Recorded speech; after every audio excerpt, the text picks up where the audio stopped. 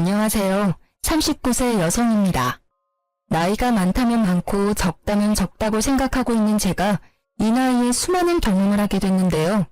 이 나이에 이런 일을 굳이 겪어도 되는 건지 혼자 한탄을 할 때가 많아요. 결혼한 여자라면 시댁과 남편 사이에서 많은 일을 겪게 되는데 다른 사람이 다 겪는 평범한 일이 아닌 왜 나만 이런 유난스러운 일을 겪어야 하나 짜증나더라고요. 저와 남편 사이에 있었던 일로 이제 저 혼자만 끙끙 앓고 싶지 않아 이렇게 사연을 보냈습니다. 우리 남편과 시댁이 얼마나 유별난 사람인지 한번 들어보실래요? 저는 친정엄마와 단둘이 살다가 1살 많은 남편과 결혼했어요. 친정아버지는 10년 전 교통사고로 돌아가셨고요. 친정아버지가 살아계셨을 때도 원래 형편이 좋지 못했어요. 그래서 전 고등학교 다닐 때부터 평일 주말 가리지 않고 매일 알바를 해왔는데요. 근데 친정아버지가 돌아가신 이후부터 엄마와 단둘이 살게 됐고 전 더욱 독하게 마음먹으며 일하게 됐어요. 제가 어릴 때부터 엄마는 가정부로 일했어요. 제가 지금 남편과 결혼하고 나서도 늦은 나이까지 가정부로 일을 하셨고요. 아버지가 하늘나라로 갔기 때문에 남편과 결혼을 해야 할지 고민이 많이 됐어요. 아무래도 엄마 혼자 작은 집에 남아서 지낸다고 생각하니까 마음이 쓰이더라고요. 친정엄마는 자기 신경 쓰지 말고 시집 가고 싶으면 마음 편하게 가라고 했어요. 그래서 전 그렇게 무거운 마음을 내려놓고 남편과 결혼했는데요. 그렇게 저와 결혼한 남편은 20대 후반부터 가게를 운영한 자영업자예요. 남편은 오래전부터 본인 사업을 꾸리는 게 꿈이었던 사람이라서 남들이 대학 갈 때 본인은 바로 일하게 됐다고 해요. 열심히 여기저기 가게에서 알바를 하다가 남들은 몇 번 망한 뒤 성공한다고 하는 사업을 남편은 운이 좋게도 첫 가게가 바로 성공하여 가게 3개까지 늘릴 수 있었어요. 그런 남편의 가족은 시어머님, 시누이가 전부예요. 시아버님은 암으로 돌아간 지 몇 년 되셨어요. 그래서 남편이 시어머님과 아가씨를 책임지고 있었고요. 저와 결혼하기 전까지만 해도 남편의 가게 수입은 나쁜 편은 아니었다고 해요. 근데 자세한 내막을 살펴보니 꼭 그렇지만은 않았어요. 남편이 저와 결혼하기 전 가게 운영이 바짝 잘 되는 것 같아서 매장을 늘린 거였는데 저와 결혼할 무렵부터 가게의 사정이 좋지 않았다네요. 그래서 남편과 결혼 준비하면서 엄청 싸웠어요.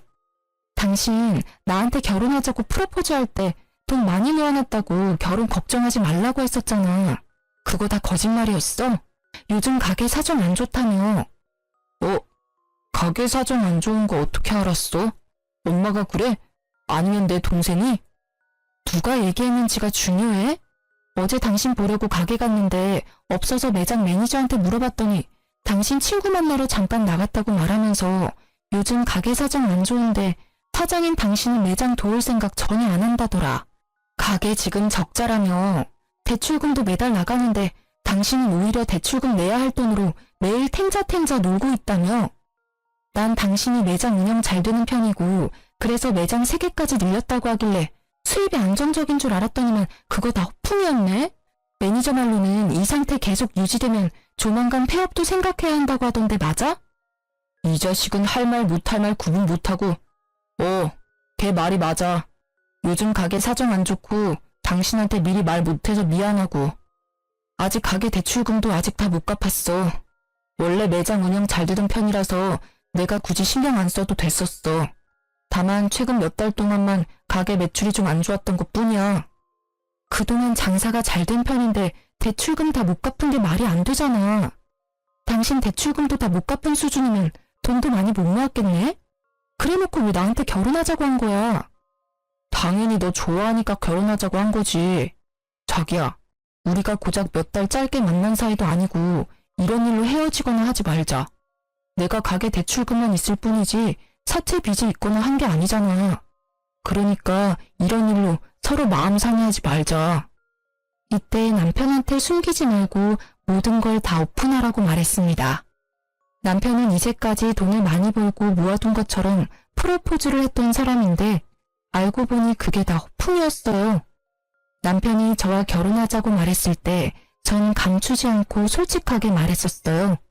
모아둔 돈이 3천만 원밖에 없다고 했는데 본인은 많으니까 걱정하지 말라고 하더라고요. 그래놓고 저와 남편이 모아둔 돈 모두 합치니 1억조차 넘지 않았어요. 이 돈으로는 집 구하는 것부터 결혼식까지 준비하는 게 어려웠어요. 그래도 남편이 앞으로 잘하겠다고 떵떵거리길래 그 말을 믿고 대출 등 여러 도움을 받아 결혼하기로 남편과 합의보게 됐습니다. 근데 시어머님은 그런 제가 마음에 들지 않았나 봐요. 결혼 허락을 구하러 갔을 때부터 우리 결혼은 물론 저의 사정을 듣고 또 식은 표정으로 항상 절 바라보셨어요. 부모님은 무슨 일 하시니? 엄마는 가정부로 일하시고 아버지는 오래전에 교통사고로 돌아가셨어요. 그래서 가족은 엄마와 저 둘뿐입니다. 돌아가시기 전에 아버지가 어머니나 너 앞으로 남기고 간 유산 같은 건 전혀 없고 사망보험금이라든지. 네? 없는데요. 그런 건 왜 물으세요? 너희 둘이 결혼한다고 이렇게 내 앞에 떡하니 앉아있는데 너희들 결혼할 때 쓸 비용부터 너 친정집 사정까지 모두 내가 알고 있는 게 맞다. 그럼 어머님이 너희 결혼할 때 도와줄 돈도 하나도 없겠네? 그러면서 그 푼돈으로 결혼하겠다고 하는 거야? 무슨 생각으로? 요즘 결혼이 애들 장난도 아니고 전셋집만 구해도 1억이 훌쩍 넘어가는데 그 1억도 안 되는 돈으로 어떻게 집을 구하고 결혼식을 올리겠다고 하는 거야? 난 너 생각을 모르겠다. 너한테 결혼하자고 말한 내 아들도 아들이지만 그걸 또 받아준 너가 참 이해가 안 간다. 누가 처음부터 모두 다 갖춰서 하겠어요. 다들 처음엔 부족하게 시작하지만 살면서 하나하나 채워가는 거라고 하잖아요. 말은 그렇게 해도 결혼하고 나면 꼭 그렇지도 않다. 다들 왜 부잣집 애인 만나서 결혼하려고 애를 쓰겠니? 처음부터 제대로 자리 잡고 시작해야 나중에도 잘 되는 법이다. 난 내 아들이 착하고 성실한 예비며느리 데리고 온다고 하길래 기대했더니만 모아둔 돈이 고작 3천밖에 없다고 했지? 고작 3천밖에 안 모아놨으니 당연히 그런 소리가 자연스럽게 나오지. 우리 아들 어디에 내놔도 하나 빠지는 구석 없는 놈이다. 지금까지 선생님, 공무원 등 직업 좋고 돈도 많은 집안에서 선보자고 난리였는데 그때 선딸이 나가게 할 걸 엄청 후회하는 중이야. 아, 그래요? 제가 그렇게 마음에 안 드세요? 지금 와서 그런 소리 해봤자 무슨 소용이니? 내가 그런 마음을 갖고 있었다는 거야. 돈 많은 처갓집에 장가가서 호강 누리면서 살길 바랬는데 그게 안 되니까 아쉬워서 그렇지 뭐. 나도 너희 친정처럼 도와줄 능력 안 되니까 그 얼마 안 되는 푼돈으로 니들 알아서 결혼 준비 잘 해봐라. 얼마나 잘할지 모르겠지만. 결혼 전부터 면전에 대고 제가 마음에 들지 않는다는 표현을 아끼지 않고 팍팍 하시더라고요. 사람이 바로 앞에 있는데도 이렇게 싫은 티를 많이 내시는데 결혼하고 나면 얼마나 못되게 굴까 걱정됐어요. 본인 아들만 최고라고 생각하는 어머님 때문에 속이 정말 많이 시끄러웠습니다. 돈 많고 직업 좋은 여자가 남편을 왜 만나겠어요? 그만큼 능력되는 남자를 만나겠죠. 제가 떵떵거릴 만한 직업을 갖고 있지 않고 돈도 많이 모아두지 않은 것도 사실입니다. 그렇지만 남편도 마찬가지로 저한테 허세만 떨었지 모아둔 돈 별로 없고 오히려 대출까지 다 못 갚은 상태라 차라리 빚 없는 제가 훨씬 괜찮다 생각했어요. 아무리 못난 사람이라도 자기 자식이 제일 잘나고 최고인 법인지 자기 아들 못난 건 생각 못하고 제가 부족한 것만 쏙쏙 골라서 보시더라고요. 제 앞에서만 본인 마음을 티낼 줄 알았는데 우리 친정엄마 앞에서까지 그럴 줄은 몰랐어요. 그래서 제가 많이 곤란하고 힘들었는데요. 상견례 자리에서 어머님의 행동은 정말 가관이었고 어른이 맞나 싶더라고요. 사돈, 애들이 결혼하고 나면 사돈이랑 제가 살면서 만나는 일이 얼마나 많겠습니까? 1년에 한 번조차 보지 못하는 사이가 바로 사돈지간 아니겠습니까? 이렇게 상견례와 결혼식 때나 보지 앞으로 사돈이랑 이렇게 마주보고 앉아 얘기할 일이 많지 않을 것 같으니 오늘 솔직하게 다 말할게요. 사실 저 이 결혼 마음에 안 듭니다. 다들 부족하게 시작한다고는 하지만 너무 부족하게 한다고 생각해요. 제 아들이 가게 운영하는 사람이라서 며느리 될 사람은 안정적이고 연봉 센 사람이었으면 했는데 사돈 딸내미는 처음 들어보는 작은 회사에서 근무하고 이제까지 모아둔 돈도 별로 없잖아요. 사돈은 우리 아들 어떻게 생각할지는 모르겠지만 전 사돈 딸내미 썩 내키지 않습니다. 사돈 마음 충분히 이해갑니다. 자식 가진 부모 입장에선 충분히 그런 마음 들 수밖에 없죠. 그렇지만 애들이 좋아서 하는 결혼인데 어른이 중간에서 이래라 저래라 말하는 건 결혼 앞두고 있는 애들 마음만 싱숭생숭하게 만드는 일 같아요.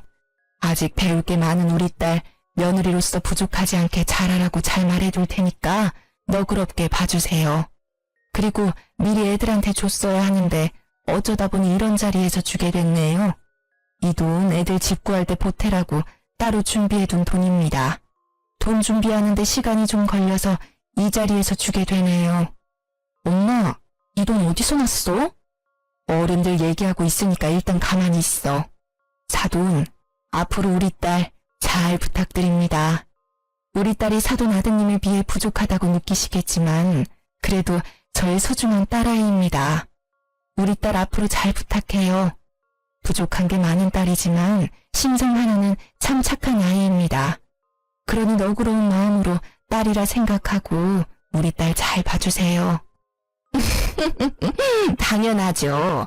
요즘 시대의 고부 사이는 엄마와 딸 같은 사이라는 말이 있잖아요. 사돈 딸을 제 딸이라 생각하면서 잘 데리고 있겠습니다. 친정엄마가 갑자기 2억이란 큰 돈을 저에게 주셨습니다. 집 구할 때 쓰라고 마련한 돈이래요. 사전에 말도 없이 2억이란 큰 돈을 딱 준비한 친정엄마를 보고 놀랬습니다. 이렇게 큰 돈을 마련할 수 있는 형편이 아니라는 건 누구보다 제가 잘 알기에 2억이란 큰 돈을 꺼낸 엄마 보고 놀랬어요. 엄마는 2억을 우리 부부에게 주는 순간 시어머님의 표정이 180도 달라졌어요. 돈 꺼내기 전까지만 해도 우리 친정엄마와 나를 위아래로 훑으며 보던 사람이 돈이 앞에 있으니 갑자기 온화한 표정을 짓더라고요. 돈 앞에 장사 없다더니 어머님을 보니 그 말이 딱 떠오르던데요. 이렇게 가시적인 사람 실제로 보니까 소름 돋는다는 말밖에 나오지 않아요. 그렇게 친정엄마 덕분에 서울에 있는 빌라 하나를 구할 수 있었지만 남은 결혼식부터 신혼여행까지 여유롭게 준비하지 못했어요. 그래서 결혼식과 스드메는 최대한 가성비 좋게 준비했고 신혼여행도 해외가 아닌 제주도로 선택했어요. 집 구하고 신혼여행까지 다녀온 다음 시어머님께 인사를 드리기 위해 갔더니 어머님 행동이 상견례와 결혼식 때 모습이랑은 너무 달랐었어요. 애초에 시어머님은 반반 결혼을 한 것 자체만으로 마음에 들지 않았지만 저희 친정엄마가 2억을 우리에게 준 건 매우 좋으셨나 봐요. 앞에서는 고맙다고 말씀하셨지만 막상 그 2억 돈으로 집 구할 때 공동 명의로 하지 않고 내 명의로 하니 그게 고가우셨나 봐요. 미자 너 그렇게 안 받는데 참 여우구나. 너 친정엄마가 주신 2억으로 집 구할 때 너 명의로 구입했다며. 두 사람 앞으로 평생 같이 살기 위해 결혼했으면 집도 공동 명의로 했어야지. 왜 내 아들 이름만 쏙 빼서 계약했니? 저희 친정엄마가 주신 돈이니까 당연히 그렇게 하는 게 맞다고 생각했어요. 그리고 어머님 말씀대로 이제 이 사람이랑 평생 같이 살 건데 집 명의가 누구 이름으로 되어 있든 그게 무슨 상관이에요. 엄마, 미자 말이 맞아. 집 명의 그게 뭐가 중요해. 이제 앞으로 계속 같이 살 건데. 그리고 그 집 구할 수 있던 것도 장모님이 2억 보태줘서 구할 수 있던 거잖아. 서울에서 그런 집 어떻게 구할 수 있겠어? 그러니까 엄마, 너무 명예에 집착하지 마. 이 멍청아, 너가 이렇게 나오니까 문제야. 너희 둘이 평생 함께 한다고 해도 사람 이름 모르는 거야. 만약 둘이 싸우고 쫓겨나면 그땐 어쩔 건데? 지금이라도 공동 명의로 바꿔. 아무리 부부라고 해도 그런 건 확실히 해야 하는 거야. 지금이라도 공동 명의로 바꾸라는 말도 안 되는 말을 시전하는 시어머님 때문에 고구마 100개를 연속으로 먹은 듯한 답답함을 느꼈습니다. 다행히 남편이 중간에서 그런 소리 계속할 거면 지금 집에 갈 거라며 저를 데리고 급히 나가준 덕분에 그 당시 안심할 수 있었고 남편을 믿을 수 있었어요. 결혼 전에는 믿음직스럽지 못했던 남편이 집 명의일로 저한테 믿음을 줬는데 그런 남편한테 배신감을 느낀 적이 있는데요. 결혼하고 나서도 여전히 가게 매출이 아슬아슬했어요. 그래도 우리가 생활하는 데 있어서 빠듯한 수준까지는 아니었는데요. 그러던 어느 순간부터 남편이 가지고 오는 매달 생활비가 점점 부족해지기 시작했어요. 남편 통장을 정리하면서 알게 된 사실이 매달 시누이와 시어머님한테 용돈을 보내고 있었더라고요. 그것도 10만 원 수준이 아닌 100만 원씩을 보냈었어요. 그걸 보는데 어찌나 황당하던지 남편이 매달 돈을 줘야 하는 날만 되면 대출금 갚아야 한다고 돈 없다 말했어요. 그렇게 내가 번 월급 200만 원으로 빠듯하게 생활을 해야만 했어요. 먹고 싶은 거 못 먹고 하고 싶은 거 하지 못하며 힘들게 살고 있는데 시어머님한테 매달 용돈 주고 있는 게 엄청 서운하더라고요. 제일 서운했던 건 우리 친정엄마한테 용돈 한 번 준 적이 없다는 거였어요. 우리 친정엄마는 우리 집 구할 때 보태라고 2억 준 것도 모자라서 남편 생일마다 상다리 부러질 정도로 맛있는 밥 만들어 먹이는데 그런 남편은 우리 엄마한테 받을 줄만 알지 자주 얼굴을 비추지도 않았어요. 내가 같이 가자고 해야 가지 먼저 가자는 말 꺼낸 적도 없었고요. 그래서 이 일로 크게 싸우게 됐습니다. 당신 어머님이랑 아가씨한테 매달 100만 원씩 용돈 보내고 있었더라? 어? 그거 어떻게 알았어? 매장 직원이 당신한테 일렀어? 매장 직원도 알고 있어? 매장 직원도 아는 사실을 이제까지 나한테 숨겼던 거였어? 당신은 날 와이프로 생각은 해? 매장 직원도 아는 사실을 왜 나만 모르고 있어야 하냐는 거야. 상의도 없이 왜 어머님한테 매달 돈 보내? 그것도 10만 원, 20만 원도 아니고 100만 원씩이나. 자기도 알잖아. 우리 엄마 맨날 힘들게 사는 거. 아빠 돌아가시고 나서 맨날 돈 없다 힘들다 입에 달고 사는데 아들로서 그런 엄마를 모른 척할 수 있겠어? 당신이랑 결혼하기 전까지 나랑 엄마랑 같이 살다 보니까 돈 걱정이 없었는데 이제 나랑 떨어져 지내니까 생활하는 게 좀 힘든가 봐. 그래서 당분간만 도와주기로 한 거야. 우리 엄마 연세도 있는데 일하기도 힘들고. 우리 엄마도 남편 없어. 혼자야. 우리 엄마는 어머님보다 먼저 남편 잃은 과부라고. 그래도 엄마는 지금까지도 일 열심히 해. 그래서 지금까지 나한테 손 벌린 적도 없어. 어머님은 우리 엄마랑 나이 차이가 얼마나 난다고 연세가 많아서 일을 못한다고 해? 어머님 아직 60대야. 내 친구 시어머님들은 정년퇴직 진작에 했는데도 집에만 있으면 몸이 간지럽다고 심심할 때마다 알바한다더라. 왜 남의 엄마랑 우리 엄마랑 비교해? 그리고 장모님은 원래 꾸준히 일해왔던 분이고 우리 엄마는 아빠가 돌아가시기 전부터 전업주부로 지내셨던 분이야. 어떻게 같을 수가 있어? 뭐가 달라? 남편이 없으면 일할 생각을 하는 게 당연한 거야. 집에만 있으면서 생활 어려운 아들한테 매달 돈 받으면서 지내는 것보다. 어머님 힘든 건 안쓰럽고 내가 하루하루 힘들게 사는 건 안 불쌍해? 자꾸 꼬투리 잡지 마. 내가 술 마시면서 엉뚱한 곳에 돈 쓴 것도 아니고 엄마한테 용돈 몇 번 준 건데 그걸 왜 자꾸 시비 거냐고. 용돈 몇 번? 시비? 당신 말 그런 식으로 할래? 어머님한테 한두 번만 준 게 아니니까 하는 말이잖아. 당신 앞으로 어머님한테 매달 돈 보내기만 해봐. 알아서 해. 이번 달은 이미 어머님한테 돈 보냈으니까 어쩔 수 없고 다음 달부터 그 돈 나한테 줘. 지금 생활 자체가 빠듯해서 적금도 못 들고 있는데 차라리 그 돈으로 적금을 들어야 되겠어. 남편이랑 돈 문제로 자주 싸웠어요. 하지만 달라진 건 없었어요. 한두 달은 어머님께 용돈을 주지 않는 것 같았지만 뒤에서 몰래 주는 걸 몇 번 들킨 적이 있었고 우리 엄마한테 직접 안부 전화를 하거나 찾아가는 일도 없었고요. 아들 같은 사위가 되겠다고 했으면서 아들은 개뿔. 동네 이웃 아줌마 아들보다 우리 엄마를 더 안 챙겨요. 남편이 이렇게 돈 문제로 실망을 계속 주다 보니 남편한테 숨긴 사실 한 가지가 있는데요. 남편이랑 결혼한 지 3년 차가 되었을 무렵 우리 외할아버지가 돌아가셨어요. 저는 그 소식을 듣고 깜짝 놀랐어요. 왜냐면 제겐 외할아버지가 없는 줄 알고 살아왔거든요.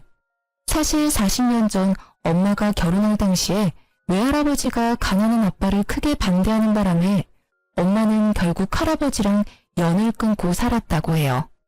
아빠가 죽기 직전에 처음 연락을 드렸지만 그는 장례식도 가기 싫다는 말에 엄마는 마음 깊이 상처를 받아 저에게 외할아버지란 존재도 알려주지 않았다네요. 그런데 그런 외할아버지가 상태가 위독하다는 연락을 받았고 엄마는 30년 만에 처음 병실에 누워있는 외할아버지를 만난 거였죠. 할아버지가 암 때문에 투병 생활을 하고 있었고 몇 년 동안 병원에 있었다고 해요. 엄마는 그런 할아버지 앞에서 펑펑 우셨어요. 일주일 뒤에 할아버지가 돌아가셨고요. 할아버지 유일한 자식인 엄마는 할아버지의 전 재산을 상속받게 됐는데요. 할아버지는 총 30억이 넘는 재산과 서울 중심에 있는 큰 상가 건물 한 채를 갖고 계셨어요. 그걸 모두 엄마가 상속받게 된 거였고요. 한순간에 많은 돈을 얻게 된 엄마는 그런 저에게 이 사실을 바로 알렸고 엄마와 마찬가지로 저도 굉장히 놀랐어요. 처음 본 외할아버지가 일주일 만에 돌아가신 건 안타까웠지만 매일 혼자 살면서 힘들게 가정부 일을 하고 있는 엄마가 안쓰러웠는데 이제 돈 때문에 허덕이지 않아도 되는구나. 이기적일 수 있지만 제겐 다행이라고 생각했어요. 이 사실을 남편에게 알려야 하나 고민이 많았지만 전 알리지 않기로 했어요. 제가 맨날 돈 문제로 고민하는 걸 아는 친정엄마도 굳이 알리지 말라고 했고요. 사실 엄마도 남편과 시어머님을 굉장히 괘씸하게 보고 있거든요. 시어머님은 우리 결혼할 때 도와준 거 하나도 없으면서 정작 우리 엄마한테 이것저것 바라는 눈치였고 게다가 남편보다 내가 아래인 것 마냥 대하는 어머님의 태도가 마음에 들지 않았다고 했어요. 그리고 남편도 날 평생 책임질 것처럼 데려가 놓고 정작 시어머니만 챙길 뿐 고생은 제가 다 하고 있으니 속상하다고 매번 말씀하세요.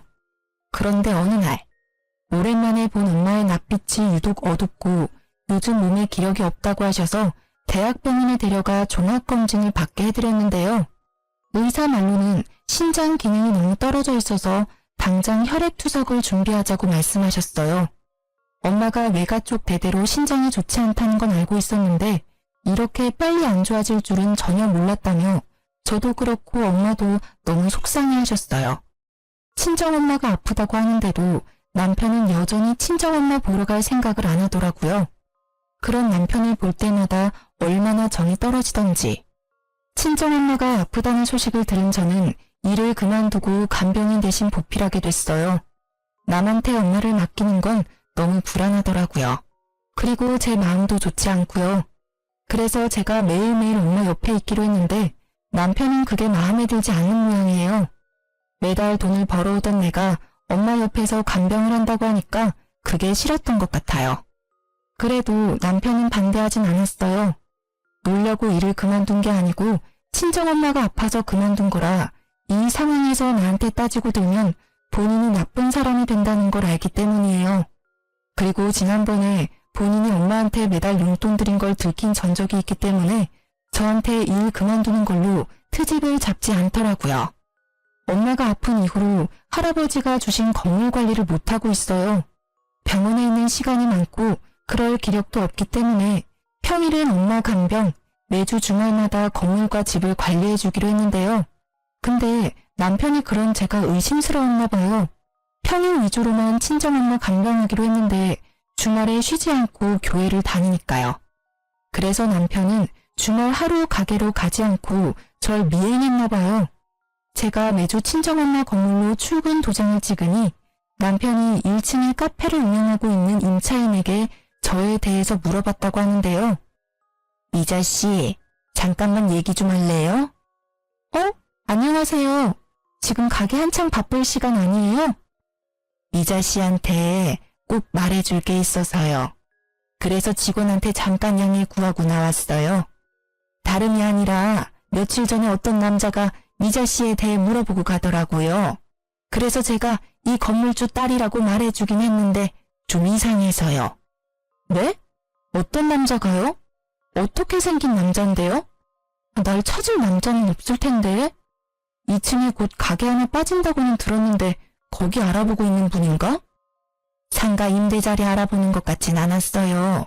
그 남자가 미자씨 콕 집어서 물어보는 것도 수상하고 미자씨가 매주 주말마다 건물 관리하러 올 때마다 그 남자가 저 멀리서 지켜보는 것 같더라고요. 키는 180은 넘는 것 같고 덩치도 좀 있었어요. 피부는 까무잡잡한 편이에요. 만약 그 남자 또다시 찾아오거나 저 찾으면 그때 바로 저한테 전화해주세요. 제가 걱정이 됐던 임차인은 어떤 남자가 저에 대해 물어봤으니까 조심하라고 말해주더라고요. 건물 CCTV를 확인해보니까 남편이 약 3주 동안 건물 앞에 어슬렁거린 게 딱 찍혔더라고요. 어슬렁거린 이후에도 남편인 저한테 직접적으로 건물에 대해 물어보진 않았거든요. 임차인을 통해 건물주가 친정엄마라는 걸 알게 된 이후부터 남편의 태도가 180도 달라졌어요. 평소에 친정엄마한테 전화 한 통 안 하던 남편이 하루에 한 통씩 꼬박꼬박 전화하고 매주 가게 휴무일 때마다 친정엄마 만나러 가더라고요. 장모님, 저 왔어요. 오늘 몸은 어떠세요? 지난주보다 살이 더 빠진 것 같아요. 아이고, 우리 윤서방 왔어? 점심은 먹고 온 거야? 그럼요. 장모님도 점심 챙겨 드셨어요? 약은요? 이럴 때일수록 밥 꼬박꼬박 잘 챙겨 드셔야 해요. 예전처럼 하루에 한 끼만 드시지 마시고요. 지난번에 보니까 병원밥 절반도 안 먹던데요. 그러지 말고 꼭 다 드세요. 우리 윤서방이 내 걱정해주니까 좋네. 결혼하고 나서 한동안 얼굴 잘 비추지도 않더니만 처음엔 아픈 게 싫었는데 윤서방 보면 아픈 게 가끔은 좋네. 죄송해요. 이제부터 잘할게요. 당신 가게 일 안 바빠? 이렇게 자리 오래 비워도 돼? 가게보다 장모님이 먼저지. 가게는 나 없이도 알아서 돌아가. 당신 볼 일 있으면 보고 와. 내가 장모님이랑 있을게. 갑자기 왜 그래? 왜 안 하던 짓을 하냐고. 당신 원래 우리 엄마 이렇게 알뜰살뜰 잘 안 챙겼잖아. 엄마 아프다는 소식 들었을 때도 바로 엄마 만나러 가지도 않던 양반이 왜 이제 와서 잘하는 척 하냐고. 미자야, 윤서방한테 왜 그래? 이제야 사위 노릇 한다는데 너무 뭐라 하지 말고. 엄마는 가만히 있어봐. 이상하잖아. 갑자기 안 하던 짓을 하니까. 지금이라도 잘하고 싶어서 그렇지. 그동안 엄마랑 여동생만 챙기기 바빴지 정작 장모님 챙겨드린 적은 없더라고. 장모님이 아프다는 소식을 들었을 때도 실감이 안 났고 나 지금부터라도 잘할게. 전 이미 CCTV와 임차인 덕분에 남편이 건물에 눈이 멀어 잘해주는 걸 알고 있었거든요. 만약 몰랐다면 이 인간 이제야 철 좀 들었네 하며 넘어갔겠지만 건물을 보고 간 이상 남편의 행동이 전부 가식처럼 보였어요. 화가 불쑥불쑥 올라왔지만 일단 꾹 참았어요. 그렇게 한동안 모른 척하고 있었는데 남편이 갑자기 건물에 대해 물어보더라고요. 너무 궁금했는지 이제 더 이상 숨기지 않던데요. 여보, 물어볼 게 있는데 장모님 건물 하나 있어? 지난번에 장모님이 어떤 사람이랑 통화하는 거 엿들었는데 건물 어쩌고 저쩌고 하는 것 같길래 일부러 엿들은 건 아니고. 아, 건물? 있지. 외할아버지가 돌아가시면서 엄마한테 물려준 건물이야. 나도 알게 된 지 얼마 안 됐어. 미리 말 못해서 미안. 에이, 미안하긴. 어머님 건물인데 일일이 나한테 설명 안 해줄 수도 있지 뭘. 근데 그 건물 장모님 돌아가시면 그대로 당신한테 상속되는 건가? 요즘 상속은 어떻게 진행되는 거야? 난 아빠가 남긴 유산이 없다 보니까 상속 문제는 잘 몰라서. 그게 왜 궁금해? 엄마 지금 죽는 것도 아닌데. 당신 좀 웃긴다. 그걸 왜 당신이 궁금해해? 상속 문제는 한참 뒤에 일이니까 말도 꺼내지 마. 우리 엄마 죽을 날짜 받아놓은 사람 같잖아. 아, 미안해. 내가 생각이 짧았다. 그냥 난 궁금한 마음에 물어본 거야. 나쁜 의도는 없었어. 그래도 그런 건 미리 알고 있는 게 좋잖아. 요즘 100세 시대라고 해도 질병으로 죽는 사람이 예전보다 더 많아졌다고 하길래. 외할아버지도 신장 안 좋아서 돌아가셨다고 하니까. 그건 내가 알아서 할 문제니까 당신이 나서지 마. 엄마 아픈 것 때문에 속상해 죽겠는데 왜 죽는 얘기를 꺼내고 그래? 당신 우리 엄마 건강보다 건물이 중요한 거야? 아니야. 나도 장모님 충분히 걱정돼. 이제 건물 얘기 그만 꺼낼게. 내가 괜히 소몰된 것 같고 그렇네. 남편은 뻔뻔하게 우연히 건물에 대해 알게 됐다고 거짓말을 하더라고요. 그래서 저도 일부러 말을 아꼈어요. 근데 남편은 우리 엄마 건강보다 건물이 중요한지 건물 상속 문제에 대해서 묻기 시작하더라고요. 마치 엄마가 죽은 날짜 받아놓은 사람처럼 말이에요. 울컥한 저는 남편한테 언성을 높였는데 남편은 바로 미안하다고 사과를 하더군요. 옛날 같으면 내가 이렇게 화를 낼 때 남편도 같이 맞대응하는 편이었어요. 근데 지금은 절대 그렇지 않아요. 내가 화내면 바로 수긍하고 미안하다고 바로 사과를 하더라고요. 최대한 제 신경을 건들지 않으려고 참는 것 같았어요. 그런 남편을 볼 때마다 원래 이렇게 계산적인 사람이 있나 배신감이 들더라고요. 그러던 어느 날 남편이 먼저 잠든 밤이었어요. 한동안 마음이 편치 않아 잠을 깊이 못 잤어요. 엄마 걱정 때문에 마음 편치 않는데 남편이 자꾸 옆에서 짜증나게 하다 보니 예민해져서 불면증이 찾아왔었거든요. 남편이 먼저 잠들고 전 누워서 뒤척이고 있는데 갑자기 남편 핸드폰 문자 알림 진동이 울렸어요. 이 늦은 새벽에 남편한테 연락할 사람이 없다는 걸 알고 있기 때문에 어떤 사람이 이 늦은 시간에 연락했는지 궁금했어요.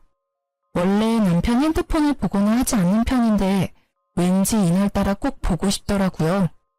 그렇게 남편 핸드폰을 확인했는데 충격적인 문자 내용을 확인하게 됐어요.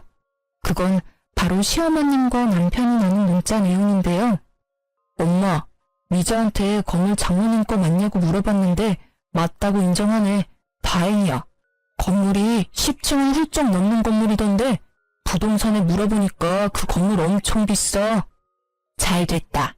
처음에 미자랑 너랑 결혼한다고 했을 때 얼마나 싫었는 줄 알아? 없는 집안에 태어난 계집애랑 결혼한다고 해서 걱정이 많았는데 너랑 미자 결혼 안 시켰으면 큰일 날 뻔했다. 장모님 언제 돌아가실까? 하루라도 빨리 죽어야 미자가 건물 상속 빨리 받지.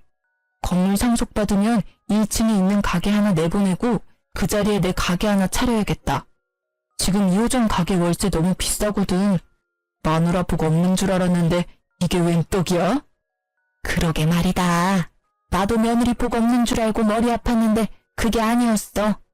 아들, 미자가 상속받으면 우리 집도 고급 빌라로 이사가게 부탁 좀 해봐.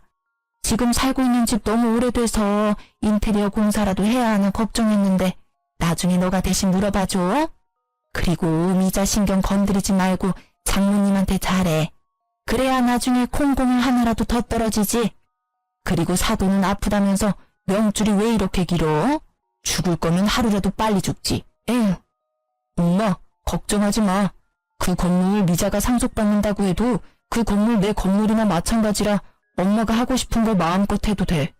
그러니까 돈 펑펑 쓸 준비나 하고 있어. 외가 쪽에 유전적으로 신장이 안 좋다네. 미자도 장모님 닮았으면 오래 살 팔자는 아닐 거야. 그럼 그 건물 당연히 나한테 넘어오겠지? 너무 좋다. 문자 내용이 너무 충격적이라 숨이 턱턱 막혔어요. 옆에서 자고 있는 남편을 보는데 뺨 한 대 올려붙이고 싶었거든요. 겨우 참고 남편과 시어머님이 나눈 문자 내용을 모두 사진으로 남겨놨어요. 나중에 딴 말 못하게 하려고요. 이날 잠 한숨도 못 자고 밖에서 많은 고민을 했습니다. 이 남자랑 평생 살 수 없겠다는 결론이 나왔고 전 남편과 이혼하기로 결정했어요. 바로 이혼 통보를 하지 않고 남편한테 제대로 복수한 다음 이혼하고 싶었어요.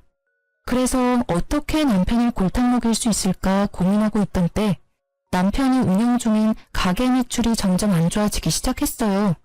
결혼 초반 때 위기를 잘 견딘 것 같더니만 다시 매출이 안 좋아지기 시작하더라고요. 매출이 반토막난 이유가 남편 가게 근처에 엄청 유명한 고깃집이 생겼기 때문인데요. 그 고깃집이 다른 지역에서 줄 서서 먹을 정도로 유명한 맛집이래요. SNS에서 엄청 난리라고 들었고요. 그 가게가 2호점을 냈는데 하필 남편 가게 근처에 오픈을 하게 됐더라고요. 남편은 동네 단골 장사로 운영되고 있던 고깃집이라서 금방 망할 위기에 놓였어요. 남편은 이겨낼 수 있다고 자신있게 말하더니 아무리 홍보를 열심히 해도 반토막이 난 매출이 다시 오르진 않더라고요. 맨날 적자만 나니까 그걸 충당할 돈이 없고 직원들 월급 밀릴 위기까지 처해지자 폐업하기로 결정했어요. 보통 폐업을 하면 근심 걱정이 많은 얼굴로 다녀야 하는데 오히려 남편은 콧노래를 부르며 좋아하더라고요. 그래서 왜 이렇게 기분이 좋냐고 물어봤는데요. 당신 폐업한 사람 맞아? 요즘 콧노래 자주 부르는 것 같아. 당신 그 가게 오래 운영했잖아. 그만큼 애정이 많았던 거 아니었어? 폐업해서 기분 안 좋을 줄 알았는데. 에이, 안 될 것 같으면 이렇게 단칼에 정리할 줄도 알아야 해. 그리고 당신 나중에 건물 물려받을 거니까 내가 힘들게 돈 벌지 않아도 되잖아. 나도 이제 쉴 때가 됐지. 이제 마누라 덕 좀 보고 살아보자. 룰루랄라 노래를 부르면서 백수로 지내고 있는 남편을 보니 아주 미치고 팔짝 뛰겠더라고요. 이젠 대놓고 건물을 탐내는 남편 때문에 더 이상 이혼을 늦추면 안 되겠다 싶더라고요. 그래서 전 본격적으로 남편에게 복수를 하기로 결심했는데요. 여보, 며칠 전에 엄마한테 건물 어떻게 할 거냐고 물어봤는데 나한테 최대한 빨리 줄 거라고 하네? 뭐? 정말? 우리 장모님 통 크시네. 역시 장모님은 쿨하고 아주 멋진 사람이야. 당신도 장모님 본받아. 근데 조건 하나가 있어. 너네 엄마랑 연 끊고 살면 증여해준다네? 그렇게 할 수 있어? 그렇게 안 하면 엄마 죽을 때까지 그 건물 안 주겠대. 죽고 나서도 건물 안 줄 수도 있고. 자식이라고 해서 무조건 그 건물 받을 수 있다고 생각하는 건 아니지? 그 건물주인 엄마가 나한테 상속 안 한다고 하면 못 받는 거야. 그러니까 그 건물 하루라도 빨리 받고 싶으면 지금 당장 너네 엄마랑 연 끊고 살래? 엄마랑 안 보고 살라고? 그게 말이 돼? 다른 조건도 아니고 엄마랑 연을 끊고 살라니. 어떻게 부모 자식이 안 보고 살아?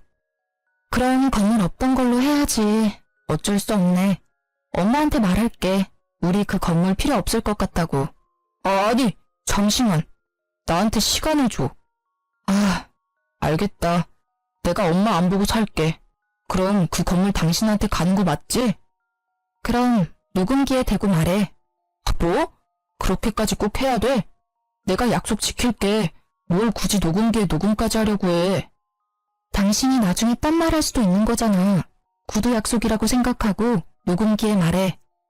남편은 녹음까지 하는 건 오버라고 난리를 쳤지만 전 끝까지 녹음해야 한다고 강력하게 말했어요. 싫으면 건물 포기하라고 말했더니 결국 녹음을 직접 하더라고요. 시댁과 연을 끊고 살기로 약속을 받아냈어요. 명절, 제사, 생신 모두 챙기지 않기로 했으며 매달 시어머님께 준 용돈도 바로 끊기로 약속했어요. 그리고 5년 동안 절대 시댁에 발걸음하지 않겠다는 약속도 받아낸 상태였는데요. 전 그날이 녹음된 녹음기를 들고 친정엄마한테 다녀오겠다고 했어요. 전 남편한테 친정엄마한테 다녀온다고 말한 뒤 바로 시어머님한테 녹음 파일을 보냈어요. 녹음 파일을 들은 시어머님은 바로 저한테 전화해서 고함을 질렀어요. 너 도대체 뭐하는 년이야? 자식이랑 부모 연을 끊게 만들려고 해? 너 지금 어디야?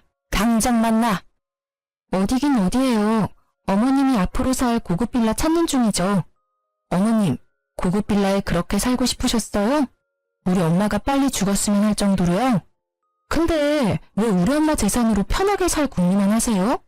왜 우리 엄마 건물로 호의호식 하려고 하는 거냐고요? 너가 그걸 어떻게... 너가 지금 오해한 모양인데 난 그런 적 없다. 없긴 뭘 없어요. 거짓말 좀 하지 마세요. 어차피 어머님 고급 빌라 근처에도 못 가실 거예요. 제가 그 건물 받으면 그이가 어머님이랑 안 보고 살겠다고 저랑 약속했거든요. 우리 아들이 그럴 애가 아닌데. 암튼 내가 아들이랑 다시 연락해보마. 어머님은 당황을 감추지 못하고 바로 남편에게 전화를 해본다며 전화를 뚝 끊었어요. 전 어머님과 통화를 끝내고 바로 이혼 전문 변호사를 찾아갔는데요. 문자 내역부터 남편이 매달 시댁에 100만 원 준 내역까지 모두 보여줬어요. 그리고 이제껏 남편한테 생활비당 생활비를 받아본 적이 없다고 고작 30만 원 내놓는 사람이라고 말했어요. 그렇게 바로 변호사와 함께 이혼 소송을 진행했어요. 곧 건물 물려받을 생각에 좋아하고 있던 남편은 이혼 소송장을 받고 난리가 났는데요. 갑자기 자기한테 왜 그러냐고 약속한 거랑 내용이 다르지 않냐고 따졌어요. 그런 전 남편한테 난 모르는 일이라고 너 엄마한테 연락해서 물어봐. 라는 말을 툭 던지고 전화를 뚝 끊었어요. 남편한테 하루에 수십 통씩 전화가 왔었는데 전 끝까지 안 받았어요. 전 남편과 사이가 좋지 않은 것부터 지금까지 있었던 일에 대해 친정엄마한테 알리지 않았었는데요. 근데 친정엄마는 이 사실을 전부 눈치채고 있었더라고요. 엄마가 이 사실을 어떻게 알게 된 거냐면 남편 때문에 알게 된 거였는데요. 남편이 엄마한테 직접 연락해서 건물 공시지가부터 평수까지 세세하게 다 물어봤다고 하더라고요. 그것도 모자라서 폐업을 앞두고 있는 시기에 생활비가 부족하다고 우리 엄마한테 300만 원까지 받았더라고요. 이 모든 사실을 저한테 비밀로 했고요. 전 열이 너무 받아서 집을 팔기로 했어요. 남편이 꼴 보기 싫어서 잠시 친정엄마 집에서 생활하고 있었는데 그런 엄마한테 이 일에 대해 전해 듣고 제 명의로 된 신혼집을 바로 팔았어요. 한순간에 그 집에서 쫓겨난 남편은 소송에서 패소까지 하게 됐는데요. 패소한 남편은 결국 위자료와 변호사 비용까지 전부 본인이 부담해야 했어요. 다행히 우리 부부 사이에 아이는 없었지만 아이가 없고 결혼 생활이 길지 않다는 점에서 위자료를 많이 받지 못했어요. 위자료 금액은 적지만 그래도 벼룩처럼 내 피를 빨아먹으려고 한 남편과 시댁한테 복수를 제대로 한 것 같아 속이 다 시원했어요. 제가 이혼을 성공하고 난 다음 엄마는 바로 저에게 건물 증여를 해주셨어요. 엄마도 제 간병을 받으면서 제가 빨리 이혼하기만을 기다리고 있었다네요.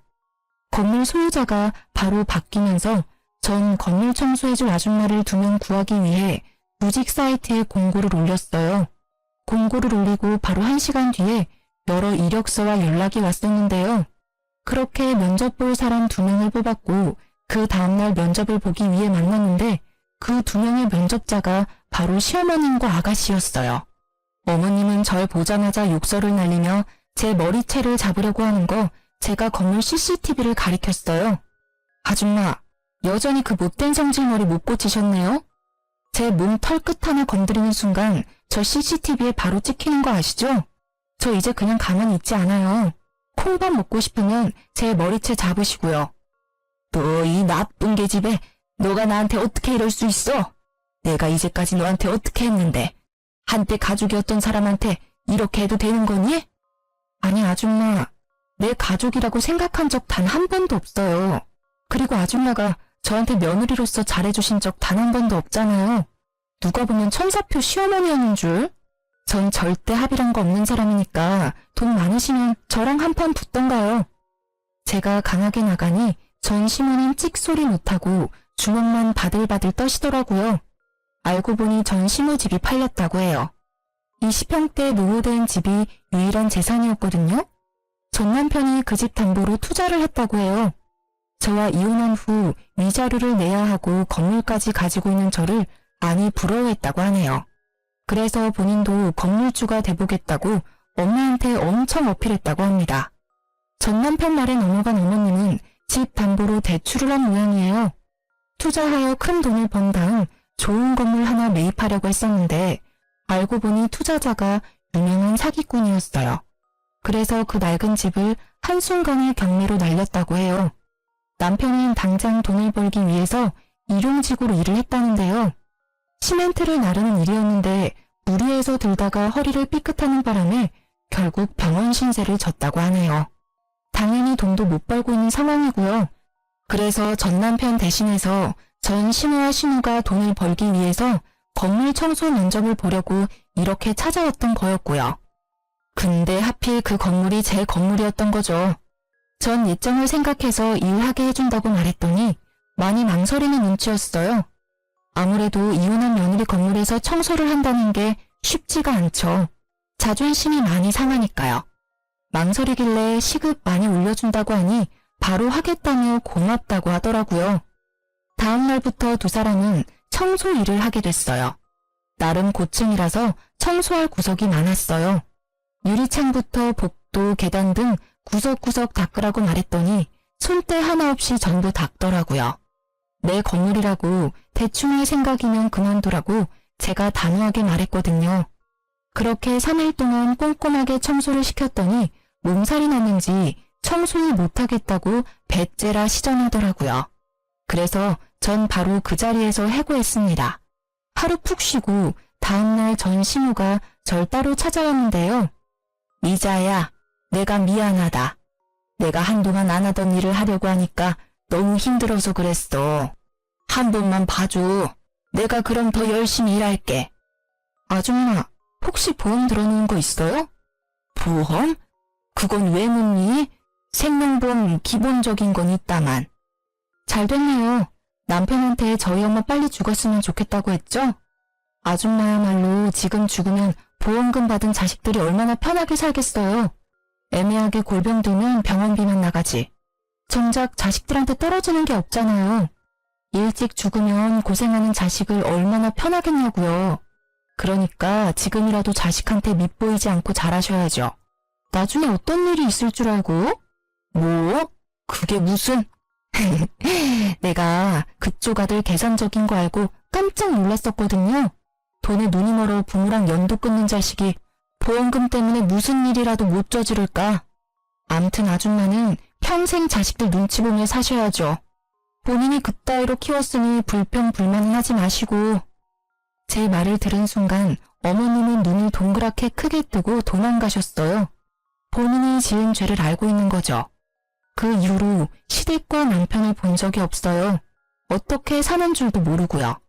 이 이야기를 엄마한테 그대로 알려주니 속이 다 시원하다고 했어요. 그리고 지금은 엄마가 다니고 있는 대학병원 근처에 소형 아파트를 하나 구입했어요. 둘이서 살기에 딱 좋은 곳이에요. 예전보다 엄마 건강이 많이 회복된 편이지만 더 괜찮아지면 좋겠어요. 지금까지 제 이야기 어떠셨나요? 돈에 눈이 먼 인간들에게 나름 복수를 해보았는데 여러분들은 어떤 생각을 하셨나 모르겠네요. 다들 저와 엄마에게 응원의 한마디 부탁드립니다. 들어주셔서 감사합니다.